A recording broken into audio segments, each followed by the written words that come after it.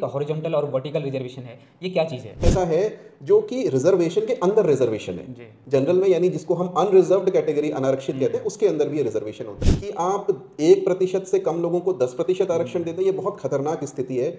आप उनको देना भी चाहते हैं आरक्षण 1%, 1.5%, अधिकतम 2% दे दीजिए। कितना परसेंट हॉरिजॉन्टल रिजर्वेशन है और कितना परसेंट वर्टिकल रिजर्वेशन है? क्योंकि एक कैलकुलेशन अगर जो चल रही है सोशल मीडिया पर कि वायरल हो गया कि ये 80% से ऊपर जा रहा है। अभी हाल में क्या हुआ, ईडब्ल्यूएस आरक्षण जोड़ा गया जी। तो 10% वो भी बढ़ गया, तो कुल मिलाकर के जो हम कहते हैं 47 की संख्या। अग्निवीर जो है हमारे रिटायर होकर आएंगे तो उनके लिए भी सरकारी नौकरियों में और पुलिस बल में आरक्षण का प्रावधान होगा, तो उसके बाद तो ये संख्या फिर और बढ़ सकती है। क्योंकि चर्चा ये चल रही है आजकल, अगर आप देखेंगे ना देश के परिदृश्य में, कि आरक्षण जो है वो संख्या के आधार पे देना चाहिए। और सर जैसे अभी जो आरक्षण है स्पोर्ट्स कोटा में मिलता है या ऑर्फन वाला हम बात करें तो सोशल मीडिया पर ये चर्चाएं चल रही हैं कि इसको भी जो है मतलब थोड़ा रिवाइज करना चाहिए। यूपीएससी में आईएएस की परीक्षा में फर्जी सर्टिफिकेट लगा करके ईडब्ल्यूएस और ओबीसी का कई लोग नौकरी पा रहे हैं। पहले जो आंदोलनकारी 10% आरक्षण था उसमें एक साफ साफ कहा गया था कि एक परिवार से एक व्यक्ति को ही नौकरी दी जाएगी। कई लोगों का ऐसा मानना है कि केवल सामान्य वर्ग या जिसको हम अनारक्षित वर्ग कहते हैं उसकी सीटों पर प्रभाव पड़ेगा, ऐसा नहीं है। आंदोलनकारी भी मनुष्य हैं और उनको भी अगर आप बताएंगे एक अच्छी तरह से, उनको गाली नहीं देनी है, उनके ससम्मान उनको बताइए ये कोई न्याय है कि 30-35% लोगों के लिए केवल 20% आपकी सीटें बची हुई हैं, 21% सीटें बची हैं और 1% लोगों के लिए 10% सीटें दी जा रही हैं। जब बाहर के लोग आकर के उत्तराखंड में नौकरी कर सकते हैं तो उत्तराखंड के लोग भी बाहर नौकरी कर सकते हैं और कर रहे हैं। नमस्कार, मैं हूं संदीप और आप देख रहे हैं माई टॉक शो। माई टॉक शो में आज हमारे साथ पवन पांडे सर हैं। दोस्तों दरअसल हाल ही में उत्तराखंड के राज्यपाल द्वारा एक विधेयक को स्वीकृति दी गई थी जो था 10% उत्तराखंड आंदोलनकारियों के लिए रिजर्वेशन। इसके बाद से जो उत्तराखंड राज्य आंदोलनकारी हैं उनको सरकारी नौकरी में 10% आरक्षण मिल जाएगा। तो कुछ लोग इसके पक्ष में हैं और कुछ लोग इसके खिलाफ भी हैं। कुछ लोगों का विचार है कि जो उनकी संख्या है ये उसके आधार पर दिया जाना चाहिए था। तो इसी पर आज हम बातचीत के लिए सर के साथ आए हैं। सर से जानेंगे कि जो अपकमिंग एस्पिरेंट हैं या जो नौकरियां आने वाली हैं उस पर इनका क्या प्रभाव पड़ेगा और किस तरीके से जो छात्र है वो इसका क्यों विरोध कर रहे हैं और किस लिए इसके खिलाफ में है। तो सर स्वागत है आपका माई टॉक शो में। धन्यवाद। तो सर पहले आपसे ये जानना चाहेंगे कि जो एक हॉरिजॉन्टल और वर्टिकल रिजर्वेशन है ये क्या चीज़ है? देखिए, जब सबसे पहले भारत को आज़ादी मिली उससे भी पहले एक पैक्ट हुआ था। एक तरीके से ये कहिए कि भारत में बहुत सारे ना सामाजिक विसंगतियां थी। कुछ लोग ऐसे थे जिनको समाज में बहुत सारे अधिकार नहीं थे, जैसे मंदिरों में भी जाने का अधिकार नहीं था।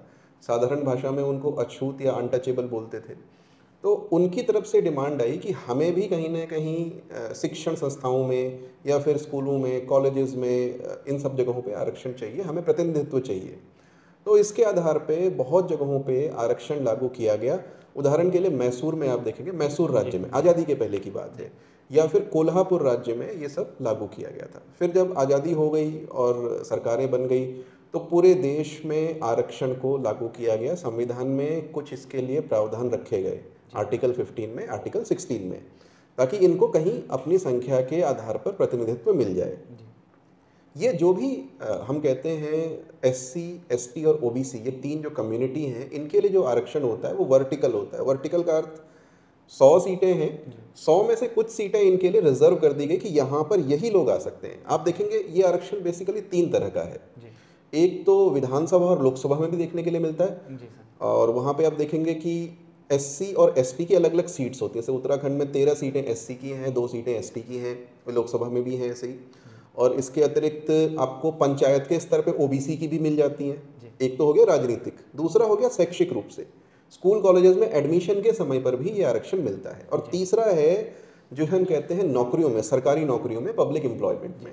तो अभी जो चर्चा चल रही है वो मुख्यतः सरकारी नौकरियों में संबंधित है। अब इसमें वर्टिकल का और हॉरिजॉन्टल का अर्थ क्या है? वर्टिकल हो गया कि ये अपने आप में आरक्षण है।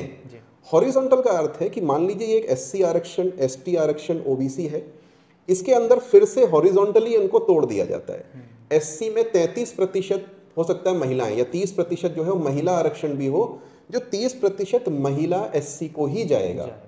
या अगर आंदोलनकारी जिसकी बात चल रही है तो 10% ऐसा होगा एससी के अंदर भी, जो आंदोलनकारी जो चिन्हित होगा उसको मिलेगा। तो हॉरिजॉन्टल रिजर्वेशन ऐसा है जो कि रिजर्वेशन के अंदर रिजर्वेशन है।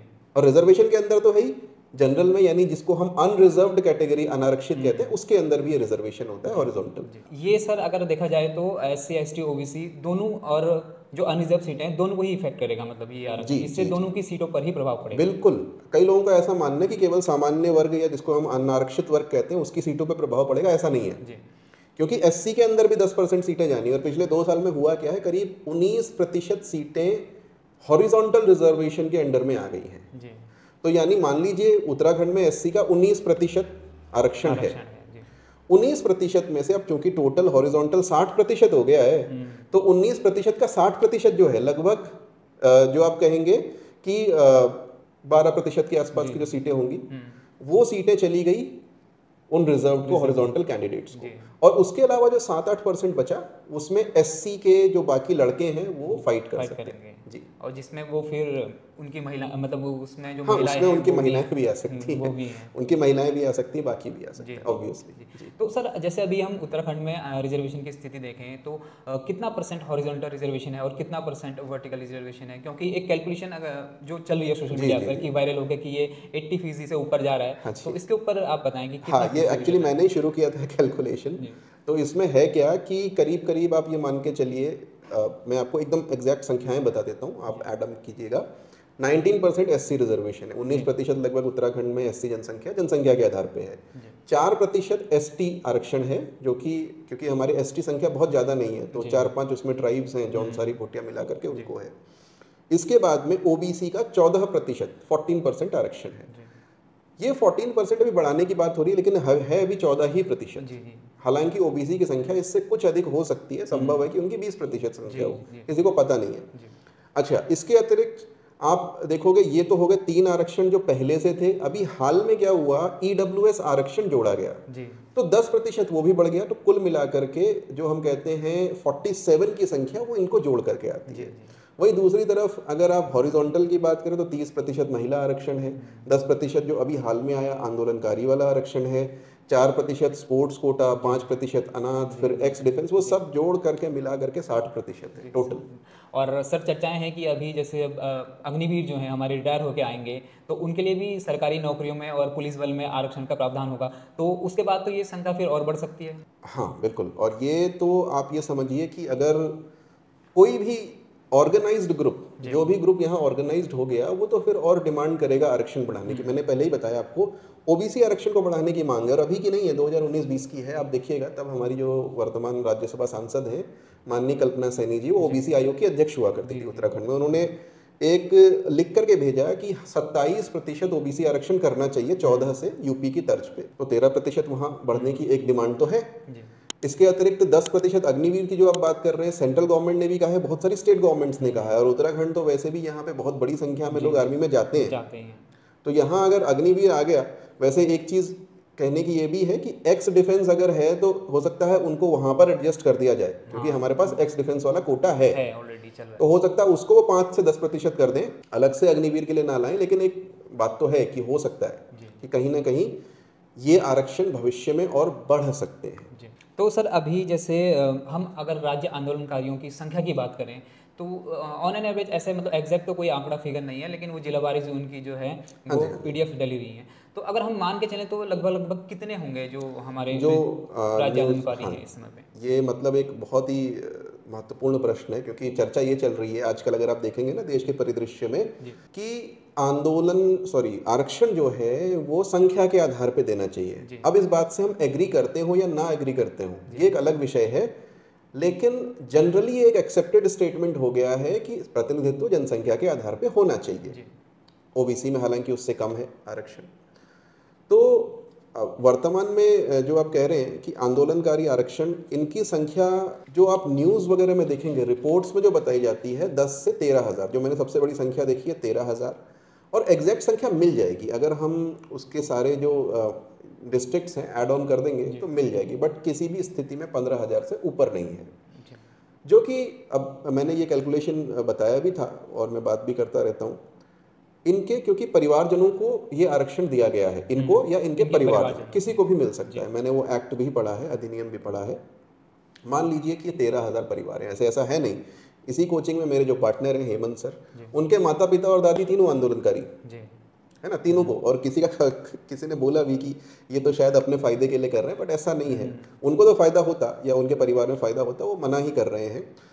तीनों यानी एक ही परिवार में मल्टीपल आंदोलनकारी भी हो सकते हैं। जी जी। ऐसी पूरी संभावना है कि कुल ऐसे परिवार जिनको ये आरक्षण मिल रहा है संभवतः 5 से 6 हजार हों, क्योंकि एक ही परिवार से 2 लोग जाना कोई बड़ी बात नहीं है। और लगभग हैं सभी परिवारों में, किसी भी परिवार में आंदोलनकारी है तो 2-2 हैं, 2-2 हैं, पेंशन भी आती है उनकी 2-2 की।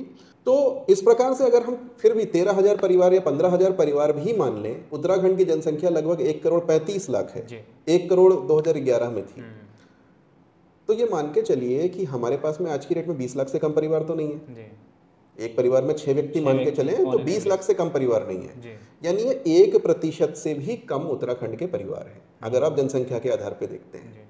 और 1% से भी कम परिवारों को आप अगर 10% आरक्षण देते हैं, हालांकि आंदोलनकारियों का मैं बड़ा सम्मान करता हूँ, उन्होंने बहुत कष्ट झेले और कष्ट झेल करके उन्होंने उत्तराखंड राज्य के लिए काफ़ी मेहनत भी करी, और उस सम्मान को किसी न किसी रूप से उनको उसका प्रतिफल भी मिलना चाहिए, मेरा ऐसा मानना है। पेंशन मिल रही है, बिल्कुल मिलनी चाहिए, और नौकरियों में भी मिलना चाहिए। अब देखिए यहाँ पे ना एक प्रश्न और है जिसको मैं बहुत क्लियर कर देना चाहता हूँ। कई सारे आंदोलनकारियों को पूर्व में नौकरियां दी गई थी जी। और जो बड़ा इशू है कि उनकी नौकरियों पे तलवार लटक रही है। व्यक्तिगत रूप से मेरा मानना है कि नहीं लटकनी चाहिए। उनको जो नौकरी में है 10 साल से कर रहे हैं, उन्हें निकालने का कोई अर्थ नहीं है। क्यों निकालना, उन्हें रहने दें, उसके लिए आप एक्ट बनाएं। लेकिन भविष्य के लिए कि आप 1% से कम लोगों को 10% आरक्षण दे दें, ये बहुत खतरनाक स्थिति है। आप उनको देना भी चाहते हैं आरक्षण 1%, 1.5%, अधिकतम 2% दे दीजिए, इससे अधिक देने का कोई अर्थ नहीं है। और सर जैसे अभी जो आरक्षण है स्पोर्ट्स कोटा में मिलता है या ऑर्फन वाला हम बात करें तो सोशल मीडिया पर ये चर्चाएं चल रही हैं कि इसको भी जो है मतलब थोड़ा रिवाइज करना चाहिए, या जैसे नेशनल और इंटरनेशनल अगर कोई हमारा स्पोर्ट्स कोटा से स्पोर्ट्स से बाहर जाता है खेलने या किसी मेडल वेडल जीत के लाता है तो उन्हें भी सरकारी नौकरी में रिजर्वेशन मिलेगा। इसको लेकर भी लोगों का कहना है कि इसे भी रिवाइज करना चाहिए, इस पर भी सरकार को विचार करना चाहिए। तो इस पर आपका क्या मानना है? मैं एकदम सहमत हूँ इस विषय से। इसमें मैं आपको कुछ आंकड़े देता हूँ। उत्तराखंड सरकार में 2 लाख से अधिक नौकरियां हैं। अगर आप रिजर्वेशन मान के चले 4%, और ये मान के चले कि कभी किसमें खत्म होने का तो बताया नहीं कब खत्म होगा, जी। तो ये मान के चले कि एक लेवल के बाद 40 साल बाद मान लीजिए 4% सारे स्पोर्ट्स वाले होंगे। कितनी हो गई? 8,000 नौकरियां हो गई। 8,000 स्पोर्ट्स पर्सन हमारे यहाँ मेडल लेके आ सकते हैं। 8,000 मेडल भी होते हैं क्या दुनिया में, इंटरनेशनल नेशनल मिला करके? जो अच्छा मेडल लेकर के आए उसको तत्काल नौकरी दो, उसको आरक्षण की क्या जरूरत है? उसकी आप अलग से पॉलिसी लेके आओ। ओलंपिक में मेडल तुमको डिप्टी एसपी बना देंगे, हरियाणा में बनाते हैं ना, क्या समस्या है? किसी को कोई समस्या नहीं है। आप अगर इवन कॉमनवेल्थ तक मेडल लेके आओ, कोई ना कोई मेडल के क्राइटेरिया के हिसाब से उनको कहीं ना कहीं एडजस्ट करें, जब जरूर करना चाहिए। और मैं तो कहता हूँ स्पोर्ट्स जो खेलता है स्पोर्ट्स डिपार्टमेंट में कोच के तौर पे, आपको पुलिस डिपार्टमेंट में, क्योंकि इनकी फिजिकल फिटनेस बहुत अच्छी होती है, निश्चित रूप से आरक्षण देना चाहिए। लेकिन सभी नौकरियों में आरक्षण देकर के और 4% आरक्षण देकर के इसकी कोई आवश्यकता नहीं। उसके लिए आप अलग से नीति बना लीजिए कि जो जो मेडल लेकर के आएगा उसको इस प्रकार से हम करेंगे। मान लीजिए कोई कहता है कि हाँ भाई नेशनल तो बहुत गेम्स होते हैं, नेशनल गेम्स भी बहुत ज़्यादा नहीं होते, मान लीजिए नेशनल लेवल पे मेडल लेकर के आते हैं, आधा 1%, या हम कहें स्पोर्ट्स डिपार्टमेंट में 5% कर दें, कोई समस्या नहीं है। किसी को उससे कोई समस्या नहीं होगी। कोई ये भी नहीं कहेगा कि ये अनुचित है कि स्पोर्ट्स में और वहाँ पे है। या आप जैसे शिक्षा विभाग है, वहाँ पर आप स्पोर्ट्स के कोच रखते हैं, रखिए ना उनको, लेकिन वो पर्टिकुलर डिपार्टमेंट के लिए किसी को समस्या नहीं है। वैसे ही आपने दूसरा बताया अनाथ बच्चों के लिए, तो अनाथ बच्चों का तो देखिए ऐसा है कि कितने अनाथ बच्चे हैं, अगर आप डेटा देखेंगे, मैंने तो देखा था लोकसभा में प्रश्न पूछा गया था, 700 बच्चे अभी उत्तराखंड के अनाथालयों में रह रहे हैं, और उसमें भी स्पेसिफिक क्राइटेरिया है, वो बच्चे उत्तराखंड सरकार के अनाथालय में रह रहे हैं। तो ऐसे 700 ही लोग हैं। इन 700 लोगों के लिए 5% कोटा, 5% माने 10,000 नौकरियां, है ना। तो ये तो उचित नहीं है। और दूसरा पक्ष इसका जो मैं समझता हूँ इन दोनों कोटे का और इवन आंदोलनकारी कोटे का, अभी हाल में हमारे सामने ऐसे उदाहरण आए हैं कि यूपीएससी में आईएएस की परीक्षा में फर्जी सर्टिफिकेट लगा करके ईडब्ल्यूएस और ओबीसी का कई लोग नौकरी पा गए। उत्तराखंड जैसे राज्य में जहाँ पे आपने एक्ट में लिखा है कि आंदोलनकारी मतलब जिसको चिन्हीकरण किया गया, और कैसे कैसे चिन्हीकरण किया गया, आज की डेट में वो कुछ नियम है, कल की डेट में नियम पीछे से बदल जाएगा, कोई नहीं जानता है। वो तो है सर। ठीक है, किस प्रकार से आप किसको अनाथ का सर्टिफिकेट दे रहे हैं, कौन बैकग्राउंड चेक करने जा रहा है, किस प्रकार से आप कोई छोटा सा कोई स्पोर्ट है उसमें आपने कह दिया भाई ये प्राइवेट एसोसिएशन ने कोई नेशनल मेडल था, इसके आधार पे आप दे दें, कौन चेक करने जा रहा है? ये भ्रष्टाचार का भी बहुत बड़ा कारण हो सकता है। मेरा कहने का अर्थ है अनाथ बच्चों को निश्चित रूप से स्टेट को सपोर्ट करना चाहिए सपोर्ट। आप करें ना, उनकी फीस माफ कर दें। आपको आरक्षण भी देना है तो उनको आप निश्चित तौर से दें, लेकिन अगेन हो सकता है कुछ विभागों में उनकी आवश्यकता हो, कुछ नौकरियों में उनकी आवश्यकता हो, या फिर एक स्पेसिफिक पॉलिसी बनाइए कि इतनी इनकी जनसंख्या है, पूरी स्टडी करिए, उनका अलग से वर्गीकरण कीजिए और करिए। और उसमें केवल सरकारी ही नहीं, उन अनाथों को भी इन्वॉल्व कीजिए जो कि प्राइवेटली अपने किसी रिश्तेदार के यहाँ रह रहे हैं। तब तो उसकी मुझे कोई समस्या नहीं। मेरे रिश्तेदारों में ऐसे बच्चे हैं जिनके माता पिता गुजर गए, मैं चाहूँगा उनका भला हो, सभी लोग चाहेंगे, कोई मना नहीं करता है ना। लेकिन उसके लिए कोई नीति होनी चाहिए। ये जो नीति है ये तो मुझे लगता है भ्रष्टाचार को ही बढ़ावा देगी। तो सर जैसे इसके अलावा भी कोई और मौजूदा वक्त में अगर देखें तो कोई और आरक्षण है जिस पर मतलब एक विचार किया जा सकता है, या संख्या के आधार पर उसको हम गवर्नमेंट से डिमांड कर सकते हैं कि संख्या के आधार पर अगर इसे करा जाए तो बेहतर होगा स्टूडेंट? क्योंकि आप देखते हैं कि उत्तराखंड में एक अच्छी खासी जनसंख्या है जो सरकारी जॉब की तैयारी करती है, और ऐसे में जो वो लोग डिमोटिवेट ना हो और उनको भी बराबर की हिस्सेदारी मिले, तो उसके लिए कोई और आरक्षण मतलब जो लागू है? आपकी मैं इसमें तो बस ये कहूँगा कि उत्तराखंड में जो अनरिजर्व्ड जनसंख्या 60% से ज़्यादा है। उत्तराखंड देश के उन चुनिंदा राज्यों में है। उन 60% में से 50% तो लड़के हैं, तो कम से कम 30% जॉब तो आप ऐसी रखिए, कम से कम 30%। आपको ज़्यादा ही रखनी चाहिए जिसपे आरक्षण ना हो, ताकि उनके साथ अन्याय ना हो। अब वो 30-35 जितना भी प्रतिशत है वो कैसे आता है वो एक अलग विषय है। हो सकता है कि वो आपके इन आरक्षणों को कम करने से ही आ जाए, हो सकता है कोई अन्य भी आरक्षण हो जो जनसंख्या से ज़्यादा दिया जा रहा हो। इस पर मैं फर्दर बिना स्टडी के कोई टिप्पणी तो नहीं कर सकता हूँ, पर मेरी जानकारी में ऐसा अन्य कोई आरक्षण अभी वर्तमान में तो नहीं है। तो सर जैसे आपने स्पोर्ट्स वाली बात कही एक, तो उस पर ये भी है कि जैसे अगर मान लीजिए कोई स्पोर्ट्स वाला व्यक्ति है, उसे कोई मेडल जीत के लाया नेशनल या इंटरनेशनल लेवल पर, अगर वो कहीं ऑफिस मिनिस्ट्रियल उसमें वर्क कर रहा है तो उसका तो वो चीज़ बेकार ही चली जाएगी। अगर बाकायदा जो आपने बात कही कि पुलिस बल में या कुछ ऐसे जो हेल्थ जिसमें फिजिकल वर्क का ज़्यादा डिमांड रहता है, उसमें अगर उनको भर्ती करी जाए निश्चित तौर से वो उनके लिए बेनिफिशियल हो सकता है। पुलिस है, SDRF है हमारे पास में। इसके अलावा आप टूरिज्म डिपार्टमेंट में गाइड्स के रूप में अगर आप कहीं करते हैं तो वहाँ पर उनको कर सकते हैं। ऐसी बहुत सारी जगहें हैं, है ना। स्पोर्ट्स भी है, और हम तो ये कहेंगे कि निश्चित तौर से इन जगहों पे उनको प्रायोरिटी मिलनी ही चाहिए। तो सर इसका जैसे अभी हम देखें तो उत्तराखंड में जो युवा सरकारी जॉब की तैयारी कर रहे हैं, तो उनके लिए आप क्या कहना चाहेंगे कि वो इसको कैसे देखें, या इसके लिए कोई आंदोलन की वो बात कर रहे हैं? क्या मैं पहली चीज़ ये कहूँगा, सबसे पहली चीज़ है कि डिमोटिवेट नहीं होना है ना। आज जन्माष्टमी भी है, श्री कृष्ण जी का जन्मदिन भी है, तो उनका भी हमको यही संदेश है कि आपको डिमोटिवेट नहीं होना है। तो वो कहते हैं कि शुद्ध जो एक वो होता है ना कि ये बहुत ही शुद्ध आपकी प्रवृत्ति है, अगर आपका हृदय दुर्बल है इसको त्याग करके आप उठिए और अब कुछ ना कुछ इसके लिए प्रयत्न कीजिए। जो प्रयत्न करता है उसे मिलता है। अब मैं ये नहीं कहूँगा कि आंदोलन करिए, है ना, क्योंकि आंदोलन में युवा मेरा व्यक्तिगत विचार है कि आप जाएंगे और वहाँ पर बहुत सारे नेता भी आ जाते हैं।